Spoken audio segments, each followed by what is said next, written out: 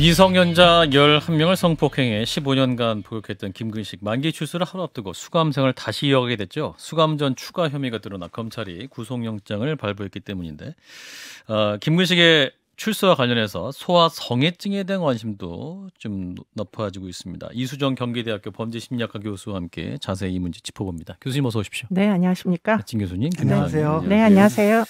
자, 일단은 우리나라의 김근식 같은 미성년자를 대상으로 한 성폭행 범죄자들의 비율 어느 정도가 됩니까?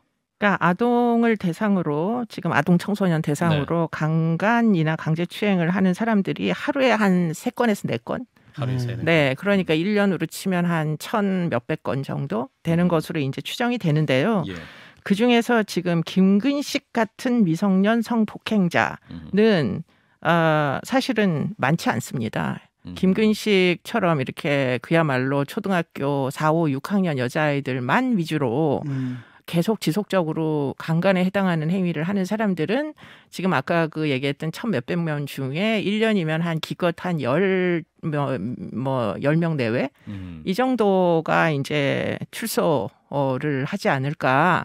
그래서 이번에도 뭐 김근식 같은 사람이라고 이제 언론에 보도가 많이 됐지만 사실은 그냥 성인 연쇄 성폭행범이나 아니면은 그런 이제 그 부류의 사람들이고 정말 이 소아 성애다 이렇게 얘기할 수 있을 정도로 확증적인 사람은 생각보다 그렇게 많은 건 아닙니다. 네, 그렇군요. 그러니까 이제 김근식 같은 경우 소아 성애증으로 분류할 수 있을 정도에. 네. 예.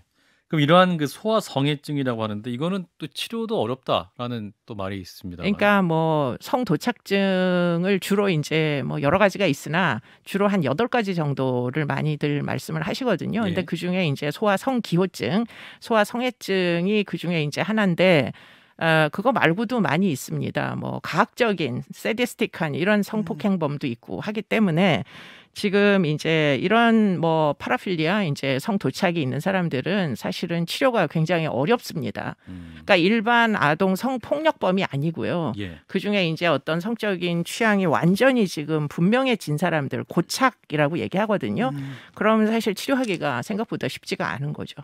네. 치료가 안 된다는 얘기는 이게 하여튼 본인의 형을 살고 나왔을 경우에 재범이 될 확률이 아주 높다는 말씀이시기도 한 건가요? 네, 그러니까 이제 본인의 뭐 거의 자질적 특성으로 성적인 어떤 일탈로 고착이 되면은 나오면 문제는 그 사람의 어떤 성적인 호기심을 유발할 만한 뭐 잠재적인 그 대상이 너무 많기 때문에 사실은 특별한 어떤 제재가 있지 않는 이상 사실은 억제가 굉장히 힘든 분들이세요, 이분들은. 형을 다 살고 살았는데 나오기 전에 이 사람은 예를 들어서 그런 검사를 해봤는데 또 그럴 확률이 높다라고 해서 계속 잡아둘 수는 또 없지 않습니까? 근데 제도상? 이제 그래서 뭐 이런 사람들이 김근식만 있는 건 아니고 서구 사회에도 많이 있기 때문에 외국의 경우에는 여러 가지 제도를 사실 보완을 합니다. 그래서 뭐 영미법 국가들의 경우에는 치료 감호의 형태로 치료 감호. 네, 형이 끝나도 나오기가 어렵게 병원에다 입원시키는 방식을 선택하는 경우도 있고요.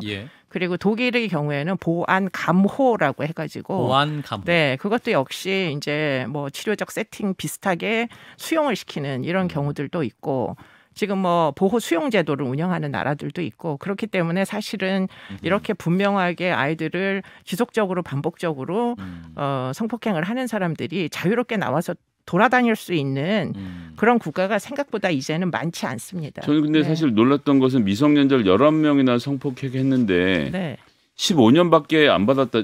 뭐 제가 법을 전공한 사람은 아니니까 기준을 잘 몰라서 그러긴 한데 11명을 이렇게 성폭행했는데 15년 살고 나올 수 있다. 이것도 좀 제 이 정서적 입장에서 잘 받아들이지 최대가 않거든요. 15년형인 거죠. 그러니까. 네. 당시에는 15년형이었고요. 지금은 이제 가중인자라는 게 있어가지고 아마 15년보다는 뭐 15 플러스 2분의 15 정도를 더 이제 할 수 있을 걸로 추정이 되는데 그런데 어쨌든 말씀하신 대로 뭐 지금 피해자가 여러 명인데 15년밖에 받지 않았던 거는 이제 형량이 일단 너무 낮다. 우리나라는 전반적으로 형량이 낮습니다. 그러다 보니까 지금 피해자가 여러 명이면 만약에 영미법 같으면은 하나당 15년이면 곱하기 10명이면 150년이 나오잖아요.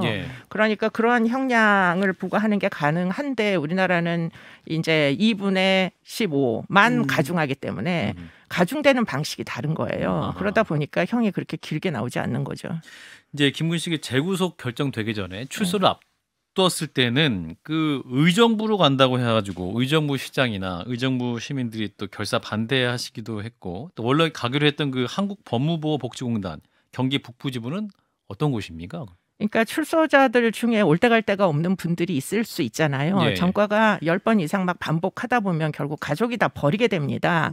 그런데 문제는 그런 분도 당장 출소하면 노숙을 해야 되잖아요. 아하. 그러니까 잘 곳이 필요한 분들을 이제 먹고 자고 할 수 있게 제공하는 곳들이 법무복지공단이라고 하는 곳에 갱생시설이라는 이제 이름으로 이제 있는데요. 전국에 다 있습니다. 의정부만 있는 건 아니고요. 그런데 이제 지금 김근식 같은 경우에 지금 무연고자이거든요. 나와서 아무데도 갈 데가 없어요. 예. 그러면은 당장 하룻밤을 이제 그 보내기가 어렵기 때문에 어딘가에 가서 일단 일정 기간 동안 위탁을 해야 되는 거죠. 그래서 여러 군데를 알아봤는데 지금 의정부가 좀 그 공간적 여유가 있어서 의정부로 가기로 했던 것으로 그렇게 이제 추정이 됩니다. 거기 있으면 그럼 외출도 자유롭게 할 수 있고 잠만 자고 아무런 제재를 현재는 할 수 없습니다. 아무런 제재할 수 없다. 아무런 제재를 할 수 없습니다. 그렇기 때문에 지금 그게 약간 문제가 있다고도 볼 수 있는 게 뭐 어린아이들과 채팅도 할 수 있고요. 뭐 아주 자유롭게 필요한 복지 서비스만 받도록 이렇게 되어 있다 보니까 그 집 방만 제공하는 거고. 네, 개호가 전혀 되지 않습니다. 지금 이번에는 이 문제가 사실 해결된 게 아니라 회피된 거잖아요. 그렇습니다. 구속이 딱 되면서 사실 이 문제는 언제든지 다시 출소하면 또 다시 닥칠 문제인데 이런 분들을 그냥 그렇게만 하게 되면은 주민들의 입장에서는 당연히 불안하거든요. 그렇습니다. 그냥 우리 아이들이 다니는데 이런 분을 갖다가 와가지고 복지 서비스만 제공해 준다라고 한다면 어떻게 해야 되나요? 지금 이제 한국에서 최초로 지자체에서 시위하는 건 출소자 못 받겠다고 시위하는 건 전 처음 봤거든요. 아하, 의정부시에서 했던. 네, 그 전에 언제 이런 적이 있었나요? 한 번도 없었죠. 아니, 시장이 반대하는 건 굉장히 행정명령으로다가 길을 막겠다라는 그 의사결정을 하는 걸 전 처음 봤거든요. 그렇기 때문에 이게 우리 사회가 이제는 굉장히 이 아동 성폭력에 대해서는 도저히 참을 수 없다. 무관용의 이제 어떤 그 공감대가 형성이 되었기 때문에 이제는 뭔가 대안이 틀림없이 필요하다고 보이는데요. 문제는 지금 이 강제추행으로 그래서 한 명의 피해자가 2020년에 신고를 해가지고 12월 달에 그래서 그 건으로 지금 다시 구속이 되긴 했지만 그게 경합범이라서요. 결국은 경합이라는 얘기는 무슨 얘기냐면 15년 전에 이미 다 처벌을 받았는데 암수범죄로 하나가 뒤늦게 발견이 됐으니 일정한 이제 형만 추가하는 거라서 기껏 1년 정도나 2년밖에는 지금 지연이 안 됩니다, 이게. 그렇기 때문에 똑같은 일이 1년, 2년 후에는 발생을 또 할 겁니다. 이분이 이제 출소를 할 때.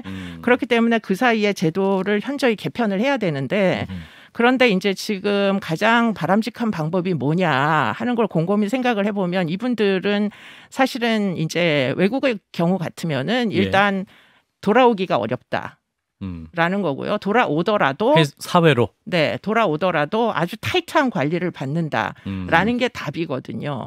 타이트한 관리가 어떤 겁니까? 타이트한 관리 중에 약물도 포함되고요. 당연히 전자발찌 그리고는 이제 중간 처우 시설에 야간에 개호를 받는 그런 시설로 간다거나 야간에 우리나라는 지금 개호를 안 하거든요. 개호가 뭐죠? 점호 같은 겁니까? 그렇습니다. 보안 시설인 거죠. 야간에 이제 집에 들어와 자냐? 6시에 퇴근을 해야 되는데 사람이 안 들어온다. 그럼 찾아 나서야 되는 거죠. 그리고는 야간에 보통 이제 인터넷 사용을 금지합니다. 그렇기 때문에 아동과 채팅을 할 수가 없어요. 휴대폰을 반납해야 되기 때문에 그렇기 때문에 그런 부수적인 보안 처분을 하지 않으면은 사실은 주거지 제한 등 아이들을 만날 수 있는 기회가 너무 많아가지고 이렇게 방만하게 운영되는 방식으로는 지금 재범을 억제하기가 어렵다는 거고요. 그래서 이제 법무부에서 지금 고민하고 있는 게 치료감호법을 개정을 할 생각을 하고 있어요. 그래서 치료감호법이 지금 이제 정신질환자, 그 다음에 마약, 그리고는 세 번째가 이제 정신성적 장애자들한테 적용하는데 세 번째를 3-1 같이 넣어가지고 일단은 출소를 하는 거예요. 막을 길이 없으니까. 그래서 경합범이라도 1년, 2년 후에는 다시 출소를 하시잖아요. 근데 만약에 그 사이에 치료감호법이 개정이 되면 이 사람이 이제 출소를 한 이후에 전자발찌를 이제 찰 테니까 전자발찌의 준수사항을 아이들을 접근하지 말라 그랬어요. 준수사항이 19세 미만 아동에게 접근하지 말 것 이렇게 돼 있어요. 예. 그런데 아이들을 보면 이 사람들은 참을 수가 없잖아요. 그래서 초등학교 근처를 학교 때 배회한다거나 네. 이런 준수사항 위반 1회, 2회, 3회 해서 상습적으로 아이들에게 접근하려는 시도를 할 때는 그러면 3-1을 두어서 준수사항 상습 위반자로 치료과목을 추가할 수 있게 그렇게 법률을 개정하자고 지금 하고 있어요. 그렇게 되면 준수사항을 위반한 게 틀림이 없으니까 치료과목소로 이제 법무병원으로 이제 입원할 수가 있게 이렇게 이제 개정을 하려고 하고요. 예. 그리고는 이제 약물의 경우에는 지금 법원에서 선고를 하는 게 한 가지 방법이 있습니다.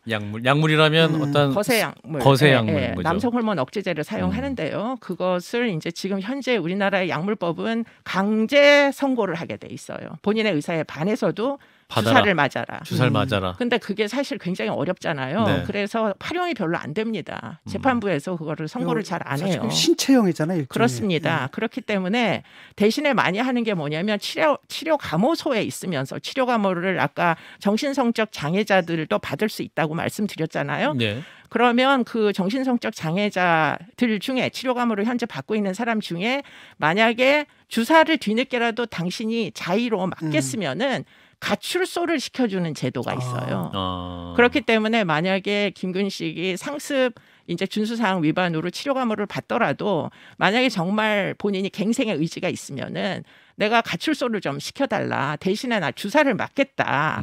이렇게 하면 출소를 할 수 있어요. 주사를 맞으면 좀 확실히 범죄 확률은 줄어드는 건가요? 주사를 맞는 동안은 나름대로 효과가 있다고 알려져 한 번 맞으면 있습니다. 얼마나 가나요, 그 주사? 네, 그것까지는 제가 정확히는 모르겠습니다. 의사가 예, 얼마나 아니라서. 자주 맞아야 되는지. 네, 단기적인 효력은 볼 수 있다고 알려져 있고요. 예. 그럼 주사를 맞는 상태에서 예를 들자면 법무복지공단에서 운영하는 시설로 가면 예. 야간에 이 사람이 채팅을 해서 어린애들을 끌어들이는지 안 끌어들이는지 알 수가 있잖아요. 그러니까 그런 식으로는 다시 자유를 이제 누릴 수 있게 일종의 조건부 처분 같은 것들을 이제 활용하는 방법이 있겠습니다. 외국은 이미 그렇게 하고 있습니다. 이번에도 네. 이제 김근식에게 법무부에서는 전자발찌를 부착하고 그다음에 전담보호 관찰관을 24시간 배치해서 관리하겠다 이런 계획이 있었지 않습니까? 24시간 그러면 어디 있는지 이렇게 알 수 있죠. 지리적으로. 확인한다는 거 아니었어요? 네, 이 정도면은 실효성이 있다고 보십니까?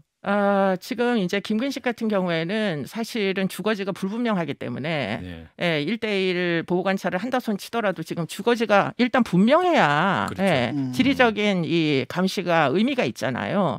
근데 지금 이분은 무연고에다가 지금 주거지가 불분명하고 기껏해야 이제 시설에 지정을 해서 의정부 시설을 간다고 쳐도 2년까지밖에 있을 수가 없어요.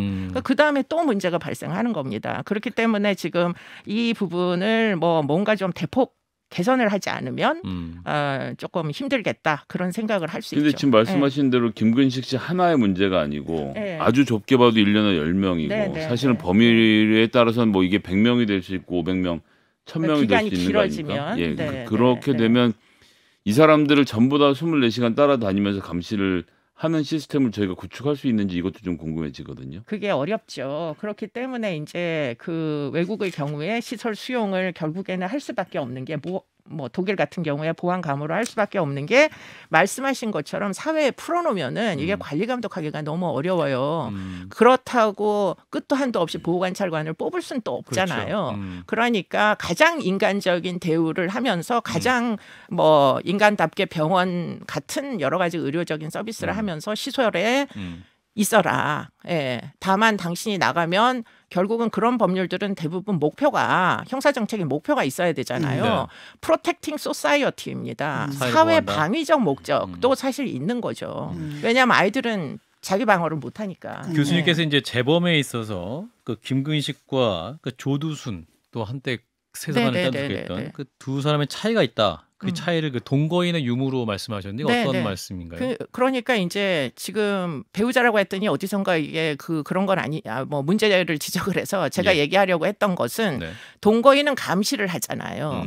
야간에 음란물을 보는지 안 보는지 동거인들은 확인을 할 수 있잖아요. 그러니까 누구랑 같이 사는 게 가족이랑 같이 사는 게 아무래도 재범을 하려는 뭐 의욕을 꺾는 데는 현저히 도움이 될 거다. 근데 그런 동거인도 한 명도 없이 없이 혼자서 뭐 이리저리 임시 숙소를 돌아다니면은 사실 자신의 욕망을 억제를 하기가 무지하게 어렵죠. 이런 분들은. 또 평생 관찰관이 붙어 있을 수도 없는 거죠. 그렇습니다. 예. 네. 이런 분들이 나이가 들면 좀 뭐랄까 늙으면은 좀 나아지나요? 뭐 여러 가지 연구에 따르면 뭐 많이 이제 그 연세가 드는 경우에는 좀 위험도가 낮아진다는 그런 연구 결과들은 있어요. 네. 일부에서는 또 이제 인권 침해와 또 소급 입법 시비가 있을 수 있다 이런 질문도 주시는데 이러한 문제는 어떻게 판단하십니까? 지금 이제 이미 발의됐을 겁니다. 네. 그 약물법이 소급 입법이 되도록 지금 법률 개정안을 지금 누군가가 이제 내시려고 하는 것 같은데 예. 그 대목은 제가 느낄 때는 약물법만 소급 입법을 해가지고 이 문제가 해결되지 않을 거다. 왜냐하면 약물이라는 게 끊으면 다시 이제 원 상태로 돌아가고요. 그리고 또 문제는 뭐냐면 출소하면 이 약물의 효력을 꺾을 너무나 많은 비뇨기과 약물들이 있어요. 예, 그러니까 만약에 본인이 이제 어쩔 수 없이 주사를 맞아도 알약 하나면 다 회복될 수 있기 때문에 이게 무슨 소용이 있겠냐는 거예요. 교수님께서 이제 또 이 사례를 보시면서 그 가해 정도가 너무 잔혹했다. 그 이를테면 범행 수법이 무거운 짐을 드는 거 도와달라면서 아이들을 유인했다라는 건데. 그러니까 아이들을 유인해서 온전히 승합차 안에서 강간만 한 게 아니고요. 예. 폭행도 심한 걸로 알고 있고 상해가 심한 아이들은 뭐 지금 조두순의 피해 아동 못지않게 상해가 심했다고 알려지고 있어서 그리고 이 사람은 폭력성도 계속 지속적으로 문제가 있다고 보고되는 게 교도소 안에서도 계속 폭행을 하다가 원래 이 사람이 2021년에 만기 출소를 할 예정이었는데 1년 형기가 상해 때문에 상해 범죄가 2건 있어서 그걸로 재판을 받아가지고 2021년에 재판을 받아서 1년 형기가 늘어났던 거예요. 그 재판을 하면서 전자감시하고 신상공개 보안 처분을 추가한 겁니다. 처음에 이제 적용이 안 됐던 사례이기 때문에. 네, 그래요. 말씀 들을수록 말씀하신 부분 치료감호법의 개정 문제 이 부분도 좀 더 심각하게 또 논의할 필요는 있어 보이네요. 교수님 말씀을 여기까지 듣겠습니다. 네, 고맙습니다. 고맙습니다. 네, 이수정 경기대 범죄심리학과 교수였습니다. 좋아요. 구독. 알림 설정.